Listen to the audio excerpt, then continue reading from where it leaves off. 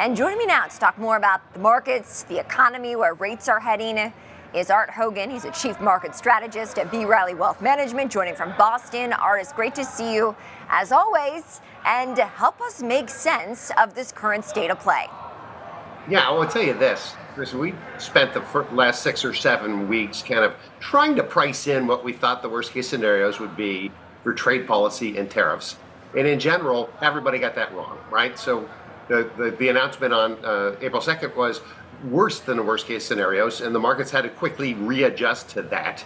And when markets have to readjust that quickly, you see the kind of massive swings in prices and downdrafts. So we lost, call it 10% in 2 days, which is a massive move. And then yesterday we actually had an 8% move from the low point to the high point in the S&P 500. Again, a massive move. So very volatile markets, trying to get in front of what we think will be the end result of this new trade policy. And clearly the news changes minute by minute and hour by hour, but coming into today, we're starting to get a sense that perhaps there is some wiggle room for negotiations, as we're hearing about that with Japan, and certainly conversations around that will improve the duration of what we think this is going to do to economic growth and inflation.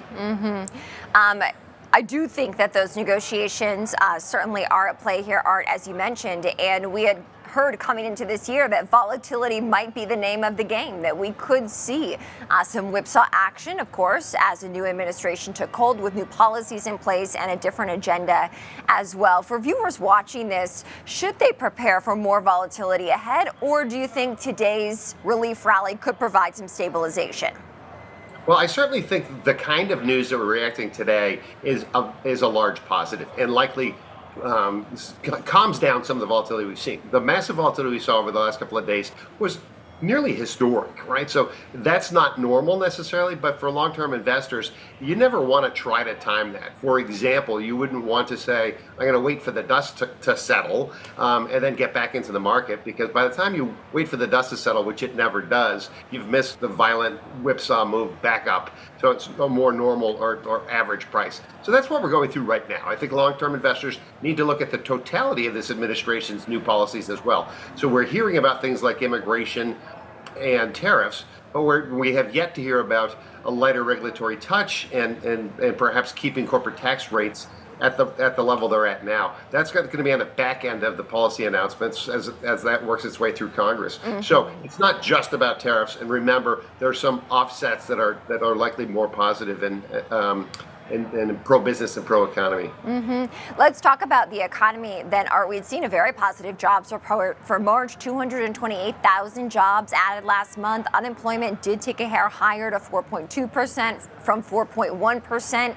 But we have seen the Fed raise its inflation expectations. What kind of economic reality are Americans grappling with, and where could we be headed?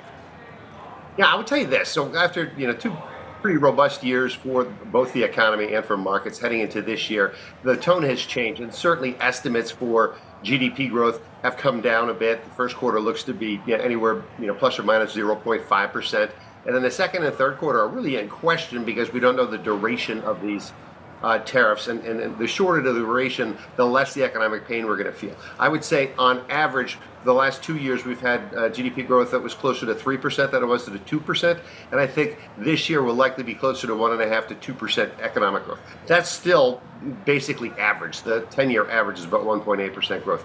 That can still drive earnings. We need to get through the uncertainty that we're going through right now.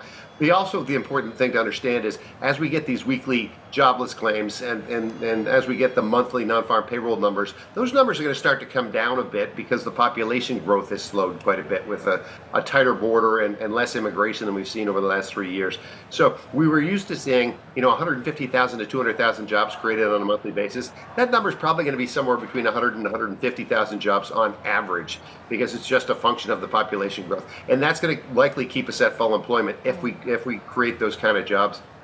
What is the economic impact of tariffs alone, Art? I know you mentioned obviously there are offsets like a deregulation that we anticipate perhaps later on, but tariffs themselves, what kind of impact does that have?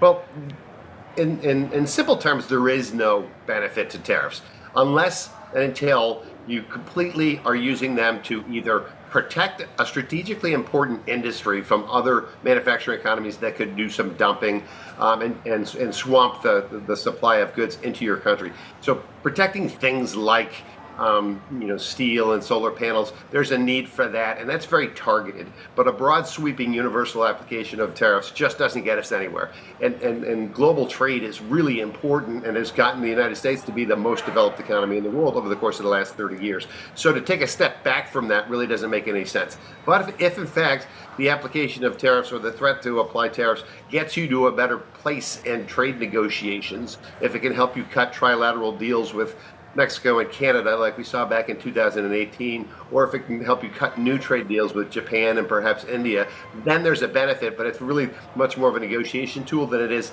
an economic positive. All right. Art Hogan, Chief Market Strategist at B. Riley Wealth Management. Art, great to see you. Thanks again.